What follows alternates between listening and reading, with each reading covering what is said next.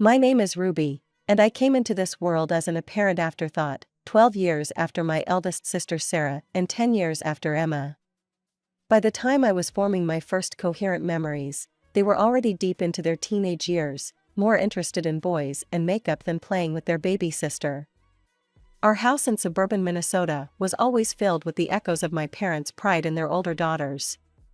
Sarah got straight A's again, they'd beam at dinner. Emma made the cheerleading squad, they'd announce to anyone who'd listen. I'd sit there, pushing peas around my plate, feeling like a shadow in my own home. I remember the day Sarah brought home her first boyfriend at 16. I was just 4, peeking through the banister rails as this tall boy with spiky hair nervously shook hands with our dad. Emma wasn't far behind, starting to date at 15. They were both so beautiful, so confident, so everything I wasn't yet. "Ruby, finish your homework," Mom would say, barely glancing my way as she helped Sarah pick out prom dresses or discussed college applications with Emma.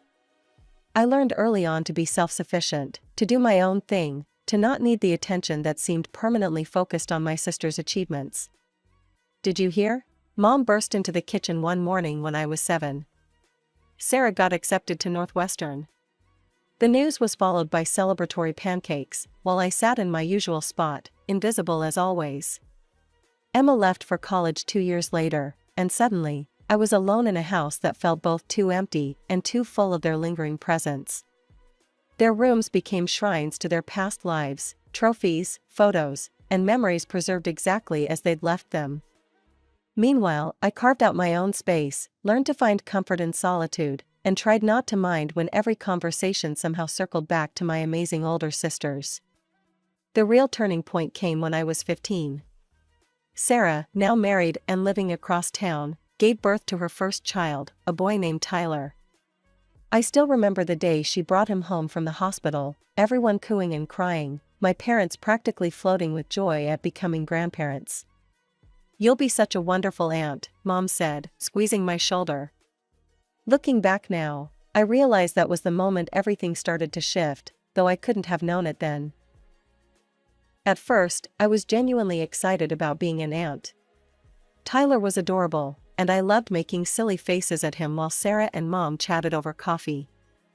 But that dynamic shifted faster than I could have imagined. It started with what seemed like an innocent request one Saturday morning. "Ruby, could you watch Tyler for a couple hours? I really need to do some shopping," Sarah asked, already putting her purse over her shoulder. Before I could even respond, she'd placed Tyler in my arms and was heading for the door. "Thanks, sis. You're the best." That became the new normal. Every weekend, Sarah would show up at our parents' house, hand over Tyler, and disappear for hours. Sometimes it was shopping, other times it was lunch with friends or a spa day, always under the guise of needing a break from motherhood. "It's not fair," I complained to Mom one day after Sarah had been gone for 5 hours. "I had plans to meet Jenny at the mall today." Mom barely looked up from her magazine. "Family helps family, Ruby. Your sister needs this time to herself. You'll understand when you're a mother." I was 16 when Emma announced she was pregnant. "It's a girl," she squealed at the family dinner. While everyone celebrated, I felt a knot forming in my stomach. Sure enough, when little Sophie arrived, history repeated itself with a vengeance. Now my weekends were a circus of managing a 3-year-old Tyler and baby Sophie. Try helping a toddler build block towers while trying to keep a crying infant calm. It's not as fun as it sounds. And homework? Forget about it until they were both napping, if they ever napped at the same time. "Jason asked me to the movies tonight," I told Dad one Saturday, while bouncing Sophie on my hip and watching Tyler color on our coffee table instead of his coloring book. "Well, you should have thought about that before agreeing to watch the kids," he replied. I never agreed. "Nobody ever asks me." The frustration in my voice made Sophie start crying. "Lower your voice, you're upsetting the baby," Mom scolded from the kitchen. "And stop being selfish. Your sisters need this support." I started spending my free time in the school library, researching colleges. Not just any colleges, ones far away from home. I threw myself into studying, knowing good grades were my ticket out. Every A on my report card was one step closer to freedom. When my acceptance letter from Berkeley arrived, including a partial scholarship, I felt like I could finally breathe. But my family had other plans. The community college here has a great business program, Sarah suggested during what they called a family council, but I called an intervention. You could live at home and save money. And help with the kids, Emma added brightly, as if that was a selling point. I looked around our living room at their expectant faces, Mom, Dad, Sarah, Emma, and Grandma Rose, who'd been unusually quiet throughout the discussion. Actually, Grandma Rose's voice cut through the tension like a knife. I think Berkeley is perfect for Ruby. Everyone turned to stare at her. That program is exactly what she needs for her future career. And your grandfather's education fund will help cover what the scholarship doesn't. I could have hugged her right then. The family council ended with my parents and sisters shooting disappointed looks my way, but I didn't care. For the first time in years, I felt like I could see my future clearly, and it didn't involve being everyone's free babysitter. College life was everything I'd dreamed of and more. My dorm room became my sanctuary, my classmates became real friends, and for the first time in years, my weekends were my own. No crying babies, no sticky-fingered toddlers, just me and my choices. But you can't completely escape family obligations, especially during the holidays. I tried to visit as little as possible, but Thanksgiving and Christmas were non-negotiable. Mom would call weeks in advance, her voice thick with expectation. Everyone's asking about you, Ruby. The kids miss their aunt. The first Christmas break after I started college, I walked into absolute chaos. Sarah now had 2 boys, Tyler and his new baby brother Luke, while Emma had managed to add a boy named Max to her family alongside Sophie. But that wasn't even the half of it. Ruby, Aunt Janet called out the moment I walked through the door, immediately steering her twin 5-year-olds in my direction. The kids have been asking about you. No, they haven't, I thought. They barely know who I am. But before I could protest, Cousin Rachel's 7-year-old daughter attached herself to my leg, followed closely by Cousin Mike's 9-year-old son and 6-year-old daughter. Ruby, honey, Mom called from the kitchen, barely visible behind a mountain of dishes. Why don't you take the kids upstairs to your room? I'll bring up some snacks later. And just like that, I was corralling 8 children up the stairs, feeling more like a sheepdog than a college student. My old bedroom became a war zone, toys everywhere, juice spills on my childhood bedspread, crayon marks appearing mysteriously on the walls. Hours passed. My stomach growled as delicious smells wafted up from downstairs, where the adults were enjoying their peaceful holiday meal. When Mom finally appeared with a plate of kid-friendly snacks, she barely made eye contact. By the time I managed to sneak downstairs at 8 o'clock, after coordinating with various parents to collect their exhausted children, the dining room was empty except for dirty dishes and picked-over serving platters. "Oh, Ruby," Emma said, already putting on her coat. "Max was an angel for you, right? We've got to run, it's past his bedtime." Sarah followed suit, gathering her boys, while chatting with Mom about New Year's plans. Aunt Janet was helping her twins into their snow boots, while cousins Rachel and Mike were carrying their sleeping children to their cars. Not a single thank you. Not one person asked if I'd eaten. Not even a backwards glance as they all filed out, leaving me standing in the wreckage of Christmas dinner. "Ruby, be a dear and help me with these dishes," Mom called from the kitchen, as if I hadn't just spent the entire day doing her a massive favor. I looked at the mountain of dirty plates and serving dishes, evidence of a holiday meal I never got to enjoy. The message from Mom arrived during finals week, just as I was finishing my last paper for the semester. My phone buzzed with her usual pre-holiday update, but this one made my blood run cold. "Sarah and Emma are coming with the kids," it read cheerfully. "Plus Janet and her twins, Rachel's girls, Mike's kids, and, exciting news, Sarah's sister-in-law Lisa is joining us with her 3. It'll be such a wonderful Christmas with all the little ones." I did the math in my head, 12 kids. 12. I sat there in the library, staring at my phone until the screen went dark, then lit it up again to make sure I'd read it right. The message stayed the same, but something inside me finally changed. 2 years of college had given me perspective. I'd watched my roommate Kate go home for holidays and return with stories of actual family time, board games, movie nights, proper Christmas dinners. My friend Jessica's biggest complaint about going home was having to share the TV remote with her siblings. Meanwhile, I'd spent every holiday of my adult life as an unpaid nanny service. I didn't reply to Mom's message. Instead, I packed my bag for Christmas break with an unusual sense of calm.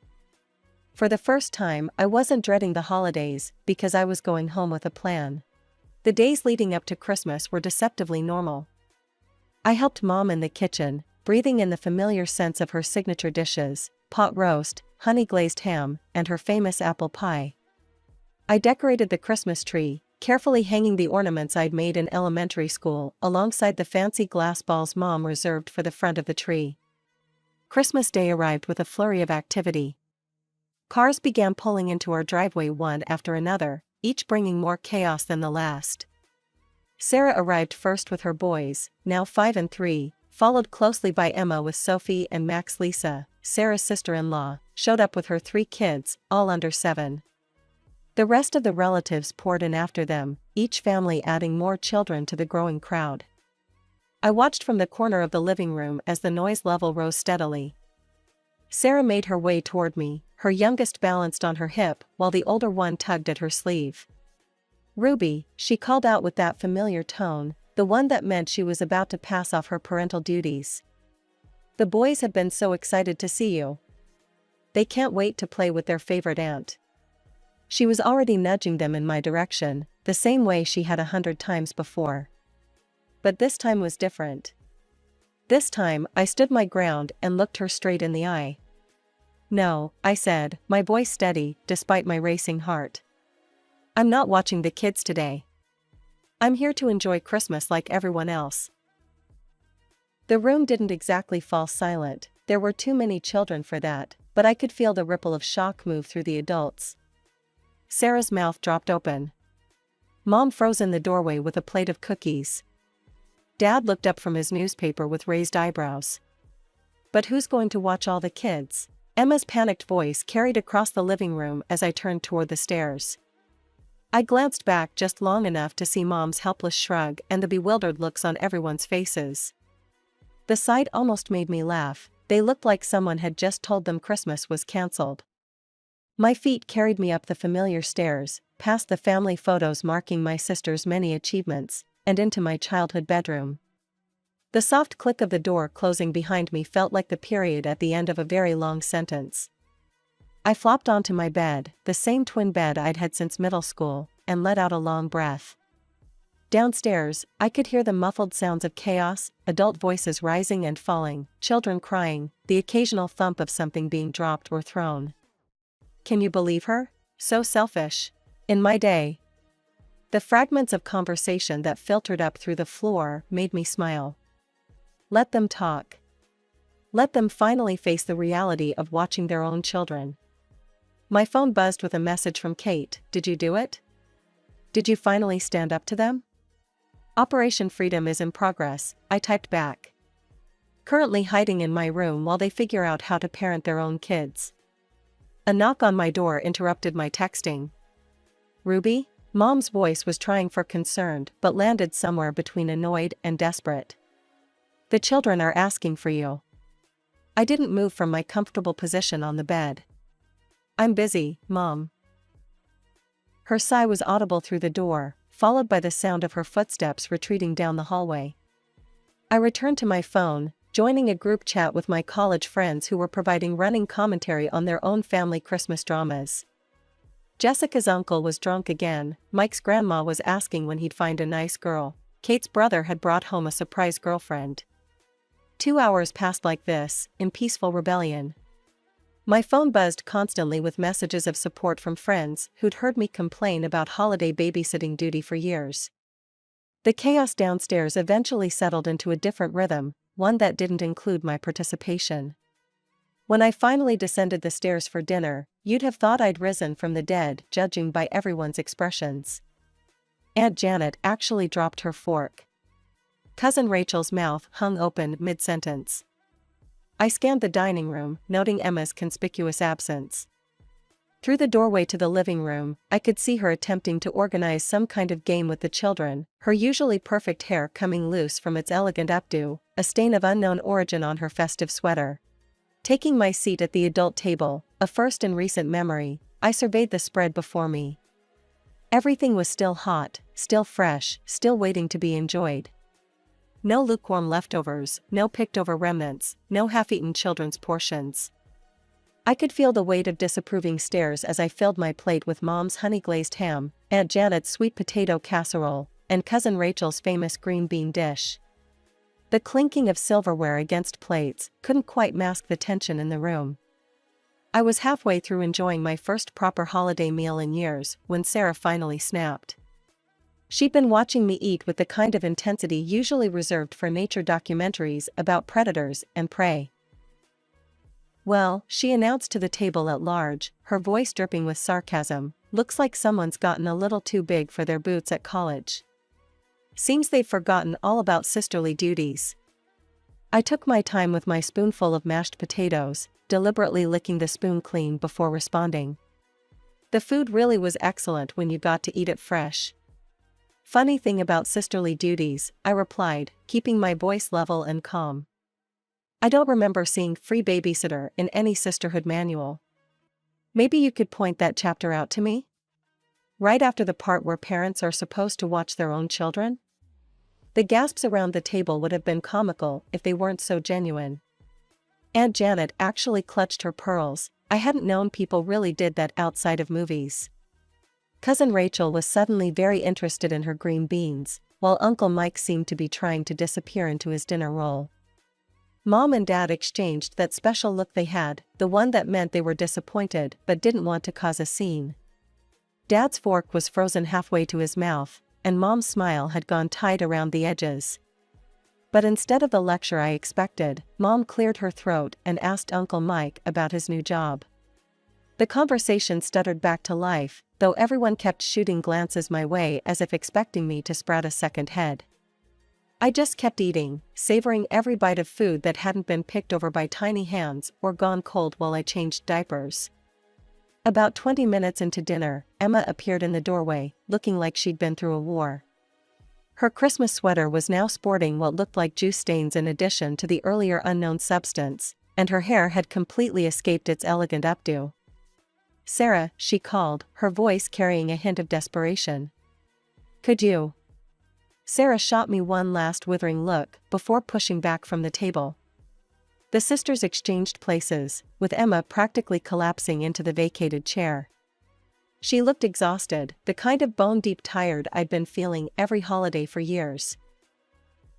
Emma filled her plate mechanically, but she couldn't seem to resist giving me the stink eye between bites. I met her gaze and shrugged, then went back to enjoying my dinner. After finishing my meal, including 2 servings of Mom's apple pie, a luxury I'd never been able to enjoy before, I quietly excused myself from the table. No one protested. No one asked me to help clean up. No one demanded I take a shift with the kids. Morning light filtered through the living room windows as I came downstairs, still riding the high of my peaceful Christmas evening. That feeling evaporated the moment I saw them, Mom, Dad, Sarah, and Emma, sitting in an obvious ambush formation. Sarah didn't waste any time. "What kind of performance was that yesterday?" she snapped, her voice sharp enough to cut glass. "Making us look like bad parents in front of everyone?" I sank into an armchair, surprisingly calm. "Performance? You mean me wanting to enjoy Christmas like everyone else? I'm just tired of being the unpaid, unappreciated babysitter while everyone else gets to have an actual holiday." "But you never complained before," Mom interjected, her brow furrowed with confusion. I couldn't help but laugh. "Never complained? I've been complaining for years, Mom. But it was just too convenient to ignore me, wasn't it? Too easy to keep exploiting the good little sister who never makes waves." They all started talking at once, their voices overlapping in a chorus of accusations and reminders of sisterly duty and family obligation. Dad kept mentioning how much they'd done for me over the years, Mom brought up how well they'd raised me, and my sisters alternated between guilt trips and outright attacks. I let them run out of steam before speaking again. "They're not my children," I said quietly but firmly. "I didn't give birth to them. I didn't decide to have them. They're your responsibility, not mine. Especially during the holidays when I'm supposed to be relaxing too." That's when Sarah played what she thought was her trump card. She stood up, her face flushed with anger. "Well, maybe it's time someone taught you a lesson about gratitude. Let's see how you manage without Mom and Dad paying your college tuition." The room fell silent. I watched Mom and Dad exchange uncertain glances, clearly caught off guard by this suggestion. But instead of the panic Sarah clearly expected to see on my face, I felt a strange sense of relief. Finally, all the cards were on the table. I stood up slowly. "Actually, Sarah, Grandma's been paying my tuition from Grandpa's education fund, you know, the one he set up for all his granddaughters? The same fund that helped put you through nursing school and Emma through business school? And even if that wasn't the case, I have a partial scholarship. Plus, unlike some people, I'm not afraid of working to support myself." Without waiting for their response, I turned and walked upstairs. It took me less than 10 minutes to pack my bags. I'd gotten good at traveling light over the years. As I came back down, Mom and Dad started calling after me, their voices a mixture of anger and panic. But I was done talking. I walked out the front door, letting it close behind me on their protests and recriminations. The winter air bit at my cheeks as I headed to my car, but I barely felt it. The drive back to campus was oddly peaceful. As the miles between me and home increased, I systematically blocked their numbers: Mom, Dad, Sarah, Emma. Each tap on my phone screen felt like breaking another link in a chain I hadn't even realized was weighing me down. My dorm room welcomed me back with its blessed simplicity: no toys scattered across the floor, no sticky fingerprints on the windows, no constant background noise of children demanding attention. Just my books, my laptop, and my own thoughts. January passed in a blur of new classes and quiet weekends. February brought snow and a blessed lack of family drama. I threw myself into my studies, made plans with friends, and for the first time in years, felt like I was living my own life instead of existing in the margins of everyone else's. Then, one cold Saturday morning in late February, I looked out my dorm window and saw them, Mom, Dad, and Emma, standing in the parking lot, looking uncertain and out of place among the students rushing to and from classes. My first instinct was to pretend I wasn't home, but something in their body language made me pause. They looked different. Smaller somehow. Less like authority figures and more like people who'd driven 4 hours to right a wrong. I met them in the lobby. Emma spoke first. "Can we buy you coffee? We'd like to talk." The campus cafe was quiet that morning. We sat at a corner table, steam rising from our cups, the silence heavy with unspoken words. Mom was the first to break it. "We've been doing a lot of thinking," she began, her fingers nervously tracing the rim of her cup. "After you left, well, we had some long conversations as a family." "Very long conversations," Emma added, meeting my eyes directly. "Ruby, we were wrong. All of us. We took advantage of you for years and called it family duty to make ourselves feel better about it." Dad cleared his throat. "We didn't realize, or maybe we didn't want to realize, how unfair it was.